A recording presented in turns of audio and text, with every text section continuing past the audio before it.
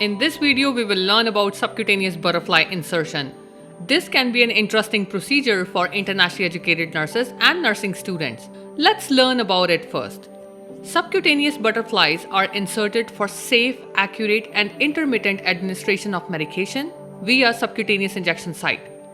Primarily, this is used in palliative care population for pain and symptom management when the other routes are not possible. We can also administer fluids through subcutaneous route, and that is called as hypodermoclysis. This is one of the important topics tested in NCLEX. Let's review the procedure. Before you begin, please ensure you have physician's orders. Explain the procedure to the patient and answer any question if they may have. Gather all your supplies, perform hand hygiene, and don on clean gloves. Also ensure that your patient is comfortably seated and well informed. Select the subcutaneous sites, which can be the sites which we use for subcutaneous injections. For example, upper outer aspect of the arms, abdominal area, thigh areas, and under the scapula. Sites must be changed every 7 days to maintain the patency, and site must be rotated to avoid tissue damage. Two main complications of subcutaneous injection or butterfly are lipoatrophy and lipohypertrophy. To avoid these complications, site rotation is must. Choose the site and cleanse with chlorohexidine or alcohol swab and allow it to dry. Remove site clamps from subcutaneous butterfly if preferred, as clamp is not required after insertion.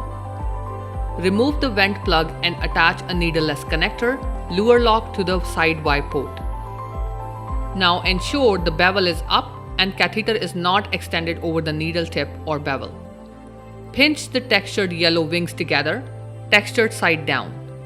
Gently pinch the skin fold and insert the needle at 30 to 45 degree angle to the full length of the needle. Hold the wings flat on the skin firmly. Pull back on the white safety shield in a straight continuous motion until the safety shield separates, leaving the cap. Apply an off-site sterile dressing, for example, Tegaderm. Now label the dressing with the name of medication and concentration, date and time of insertion, administrator's initials, and administrator's clinical designation, which means the person who's inserting this butterfly. Some key points to remember with subcutaneous butterfly: do not flush the tubing, because medication remaining in the tubing will be given during the next administration. Always assess the site for redness, bruising, swelling, tenderness, leakage, or discharge. That tells us that re-site is required. Subcutaneous site is to be changed every 7 days or sooner. So most of the time you would see the physician orders written as change every 7 days or PRN as necessary. To optimize the comfort and medication absorption, the maximum amount of medication administered at one time should not be greater than 2 ml. If the volume is greater than 2 ml, 2 sites can be used to deliver the same amount of medication. If the blood appears in the tubing, remove and discard the subcu set and select a new injection site. We hope you enjoyed learning about subcutaneous butterfly. Stay tuned for more videos and subscribe to our channel.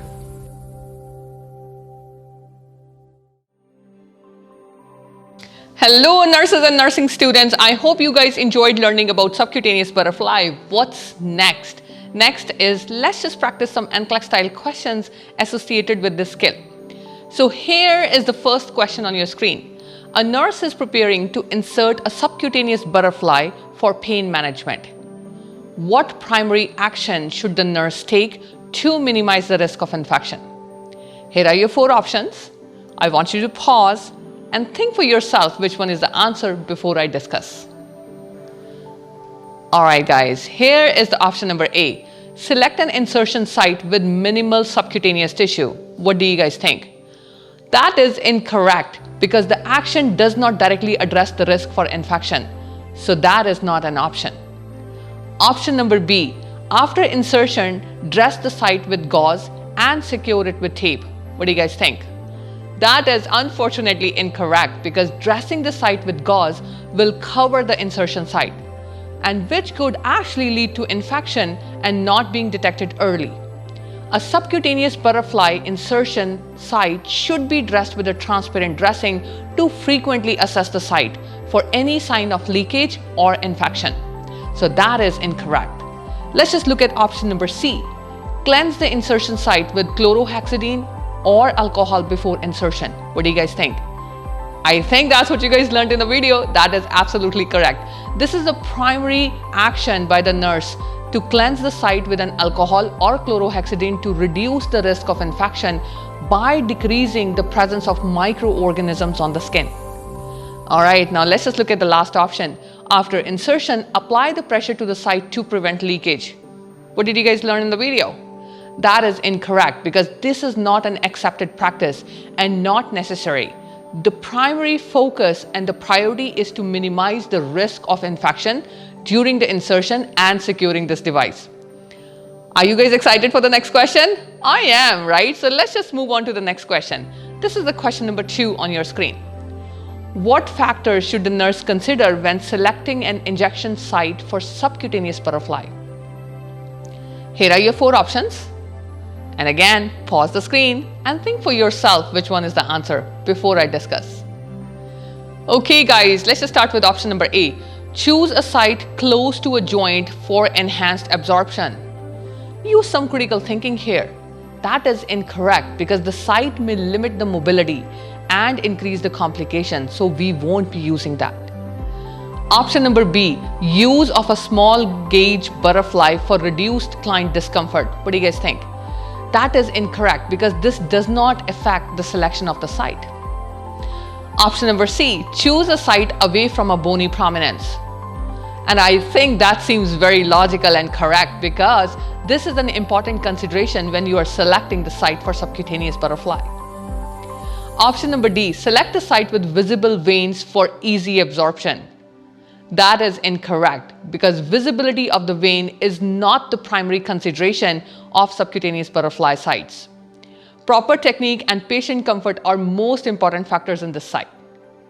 Okay, I hope you guys enjoyed. Let's just move on to our next question. Okay, here's the question number 3 on your screen. During insertion of subcutaneous butterfly, for pain management, the nurse notices blood return up the butterfly tubing. What is the next appropriate action? So here are your 4 options. Think for yourself before I discuss what the answer is. Alright guys, now let's just look at option number A. Withdraw the needle and move to a different site. And that is the correct option because the finding of a blood return up the butterfly tubing during an insertion may indicate that the needle has inserted actually into a blood vessel. This is not the intention of a subcutaneous butterfly insertion. So the correct placement for the subcutaneous butterfly is and should be in the client's subcutaneous tissue, not in the blood vessel. So therefore, the best action for a nurse is to withdraw it and then try it on a different site. I know you guys already know that B and C and D is not an option, but let's just go through it quickly. Option number B, continue with the injection of the medication. Do you think that's advisable or you should be doing that? No, that's incorrect. Injecting medication directly into the vein can lead to adverse reaction and is not the purpose of subcutaneous butterfly, which is to deliver the medication actually into the subcutaneous tissue for absorption. Alright, look at the option number C. Apply the pressure to the site with a gauze. What do you guys think? That is also incorrect. While this action may control the bleeding, it does not address the issue which is being asked to you guys in the question. Look at option number D. Pull back on the plunger of the syringe to aspirate more blood. What do you guys think about this? That is incorrect because this is not a recommended action and is not appropriate for subcutaneous butterfly. So the needle needs to be withdrawn and has to be moved to a different site. Okay, are you guys up for the very last question? Here you guys go, the last question on your screen.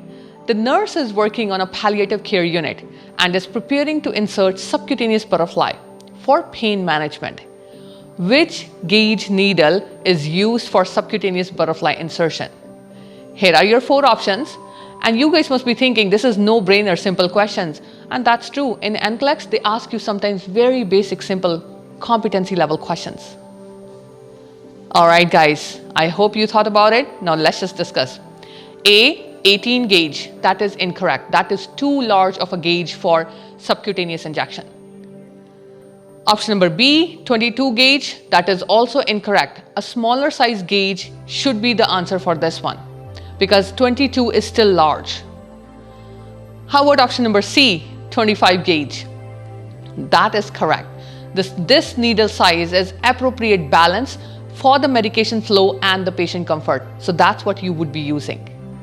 Option number D, 30 gauge is incorrect because that is too small of a gauge that should be going into the subcutaneous injection, and that is not appropriate. That's appropriate for intradermal injection. Alright, I hope you guys enjoyed learning clinical skill as well as NCLEX style question practice. That's what we do at FPNPC. We are always here to support the students, and make sure you contact us if you have more queries. Please like and subscribe to our channel, and if you like this video, share it with your friends. Thank you very much.